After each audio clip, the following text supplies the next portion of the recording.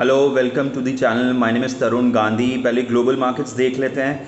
कल US markets काफ़ी sharp नीचे ओपन हुए। डाउ जोन्स करीबन 450-500 पॉइंट नेगेटिव था। निकाय भी नैस्डैक भी करीबन 150 पौने 200 पॉइंट नेगेटिव था।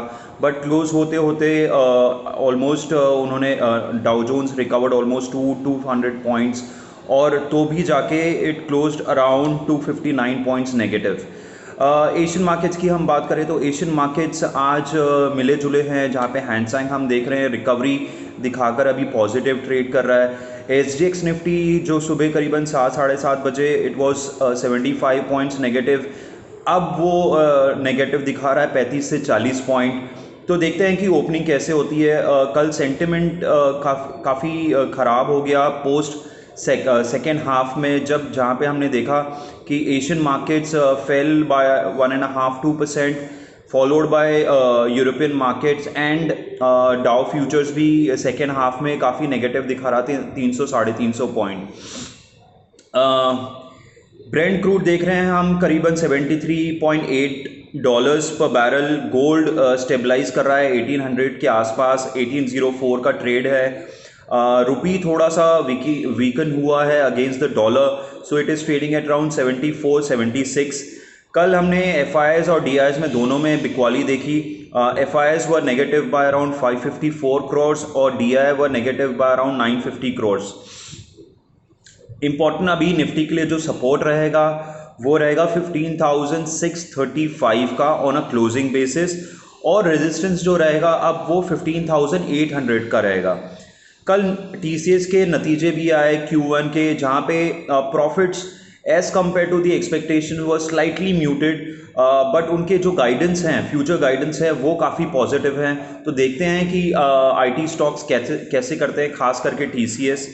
एक इम्पॉर्टेंट जहाँ पे हमने देखा एक प्राइवेट इक्विटी का जो इनफ्लो रहा है in Indian markets, particularly the calendar year first half of this 2021, वहाँ पे हमने जंप देखा है करीबन 118%। अब वो हो गया $11.82 बिलियन का इनफ्लो आया है प्राइवेट इक्विटी के माध्यम से in Indian companies. So this is a big positive for the Indian economy, जहाँ पे हम देख रहे हैं कि बहुत ज़्यादा इंटरेस्ट है प्राइवेट इक्विटी के स्पेस के थ्रू, जहाँ पे the companies are unlisted and they want to get into these kind of companies.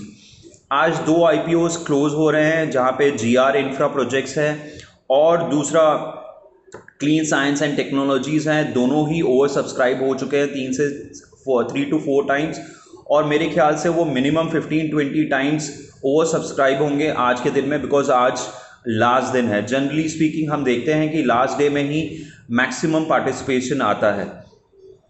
अब हम स्टॉक्स की बात कर लेते हैं, जहाँ पे हमने देखा कल इतनी ज़्यादा गिरावट के बाद भी कुछ स्टॉक्स जो हमने रेकमेंड किए थे वो उन्होंने अच्छे भी किए हैं, और they close positive also. To start with Rain Industries, कल भी 3% ऊपर क्लोज हुआ और 230 का जो हमारा फर्स्ट टारगेट था वो अचीव हो गया। दूसरा DCW, उसने भी स्टॉक ने अच्छा परफॉर्म किया। 44.4 का हाई लगाने के बाद वो थोड़ा नीचे आया, but still it close positive almost to 1.77% at 43.05।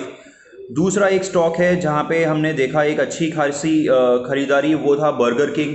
हमने रेकमेंड किया था 164-166 लेवल्स पे, टारगेट हमारा था 175-180 लेवल्स पहला टारगेट था। अगर इसको सरपास कर लेता है तो 195 का नेक्स्ट टारगेट रहेगा। कल इसने इजीली 180 टारगेट अपना अचीव कर लिया। सो जहाँ पे अगर कोई प्रॉफिट बुक करना चाहता है, जहाँ पे हमने देखा ऑलमोस्ट 10% का अप्रीसिएशन, so it's a good अप्रीसिएशन in a couple of days time.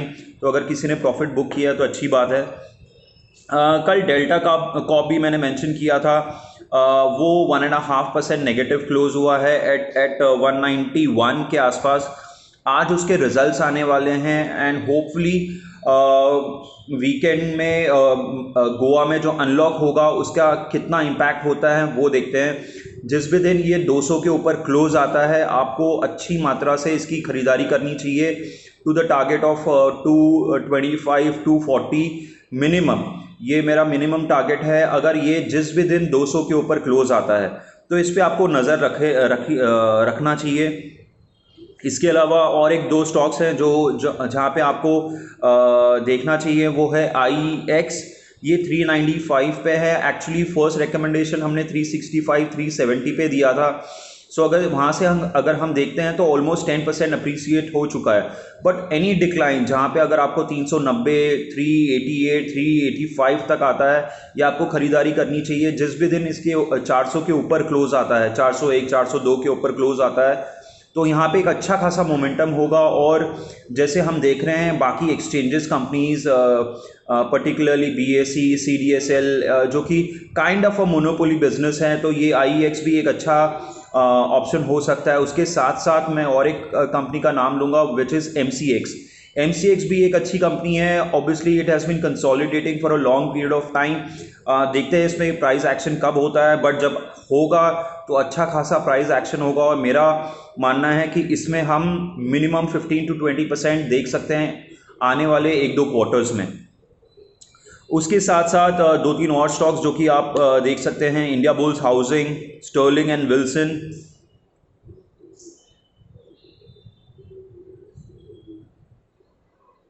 और बैंक्स में जैसे मैंने दो तीन बैंक्स के, इवन दो बैंक्स थोड़े प्रेशर में रहे कल के सत्र में, और जब भी वोलेटिलिटी रहती है तो banks takes a back seat, और वहाँ पे एक अच्छा खासा करेक्शन आता है। But these are the opportunity जहाँ पे आपको बैंकिंग सेक्टर में पार्टिसिपेट करना चाहिए, खास करके RBL, axis bank, ICICI bank, HDFC bank, HDFC limited, IndusInd bank, ये कुछ काउंटर्स हैं जहाँ पे आपको बैंकिंग में रहना चाहिए।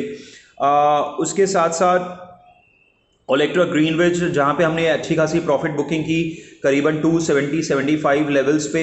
अब देखिए वो फिर से उसी लेवल पे आ गया जहाँ पे हमने बाइंग की थी, करीबन 245 के लेवल्स पे हमने इनिशियल बाइंग की थी, 235 237 जोन पे। अगर ये 240 के आसपास आता है या उसके थोड़े बहुत नीचे आता है बिकॉज ऑफ द मार्केट्स, तो यहाँ पे आपको खरीदारी करनी चाहिए for the target of again 270-75। और इसको अगर सरपास कर लेता है जिस भी दिन 280, मेरे ख्याल से ये अगर लॉन्ग टर्म एंगल से भी अगर आप देखो बहुत बड़ा अच्छा काउंटर रहेगा, जहाँ पे अच्छा खासा आपको परसेंटेज अप्रिसिएशन मिल सकता है। बट अगर किसी को small medium to small term अगर टाइम होराइजन है, तो 300 350 का ये काउंटर है जहाँ पे आपको हर गिरावट में खरीदारी करनी चाहिए। सो ये कुछ स्टॉक्स हैं जो आप देख के चल सकते हैं आज के दिन में और आने वाले दिनों में। सो अगर आपकी भी कोई क्वेरी है तो आप कमेंट बॉक्स में डाल सकते हैं। Till then, thank you so much.